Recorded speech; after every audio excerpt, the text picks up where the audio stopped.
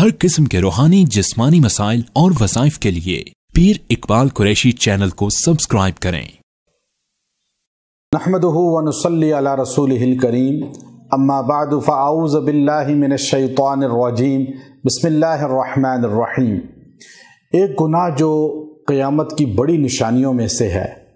اور وہ گناہ مشت زنی کہلاتا ہے، یعنی اپنے ہاتھ سے انسان جو ہے وہ اپنی لذت خود لذتی حاصل کرے اور اپنے ہاتھ سے اپنے آپ کو جو ہے خود لذتی کے اندر مبتلا کرے، اور عورتیں بھی یہ کام کرتی ہیں، مرد بھی اس گناہ کے اندر مبتلا ہیں۔ اور یہ ایسا گناہ ہے جسے گناہ بے لذت بھی کہا جائے گا کہ ایک تو یہ انسان کے جسم کو کمزور کرتا ہے، انسان کی نظر کو کمزور کرتا ہے، انسان کے دل اور پھیپھڑوں کو کمزور کرتا ہے، وہی یہ انسان کو مردانگی میں بھی کمزور کر دیتا ہے اور انسان اپنی بیوی کے قابل بھی نہیں رہتا۔ بہت سے لوگ ہمارے پاس آتے ہیں اور آ کر یہ شکایت کرتے ہیں کہ وہ بالکل جو ہے وہ حقوق زوجیت ادا کرنے کے قابل نہیں ہیں، وہ اپنے بیوی کا حق نہیں ادا کر سکتے، اور میڈیکل ٹیسٹ بھی ان کے کلیئر آتے ہیں لیکن بالکل ویک ہو چکے ہیں، یا میڈیسن بھی اثر نہیں کرتی۔ وہ اسی وجہ سے کہ آج اتنا بڑا معاشرہ ہے، یہ جو ویڈیوز ہیں، جو یہ پکچرز ہیں، یہ جتنی بھی موویز ہیں،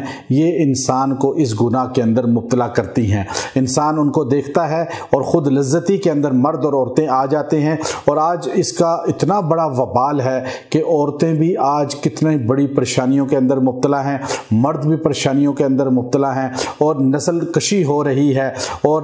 جسم ویک ہو رہے ہیں، اور ڈاکٹرز کی میڈیسن بھی انسان کو مزید خراب کر رہی ہیں، چونکہ کوئی طاقت نہیں پہنچ رہی، اور نہ کوئی ایسا کشتہ ہے، نہ کوئی ایسا فارمولہ ہے کہ وہ انسان کو راتوں رات ٹھیک کر دے اور انسان کے گردے الٹے فارغ ہو جاتے ہیں۔ اس لیے یاد رکھیں، خود لذتی سے بچنے کے لیے پہلے تو یہ آیت کریمہ اپنا معمول بنا لیں، اور دوسرا یاد رکھیں نبی علیہ السلام نے اس کے بارے میں وبال فرمایا کہ قیامت کے قریب لوگ جو ہے اپنی نسل کو نالیوں میں پھینکیں گے۔ یعنی یہ روایت ہے اور اس کی سند کا کوئی نہیں پتا، لیکن الفاظ ہیں جو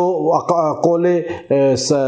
صحابی بھی ہو سکتا ہے اور قول ولی بھی ہو سکتا ہے، لیکن قول ایسا ہے، اور آپ اس کو دیکھیے کہ نالیوں میں یہ چیز جا رہی ہے، اور انسان قیامت کے دن کتنی سخت گرفت میں آئے گا۔ اپنی نسل کو آگے بڑھانے کے بجائے وہ خود لذتی کے اندر مبتلا ہو گیا۔ تو اس لیے اگر آپ سے یہ غلطیاں ہو چکی ہیں تو آپ اپنے آپ کو ٹھیک کرنے کے لیے پہلا کام یہ کریں، ایاک نعبد و ایاک نستعین، چلتے پھرتے پڑھا کریں۔ دوسرا، تھوڑے سے پودینے کے پتے لے لیں اور ان پتوں پر 100 مرتبہ ان اللہ علی کل شیء قدیر اور واللہ خیر الرازقین یہ ملا کر،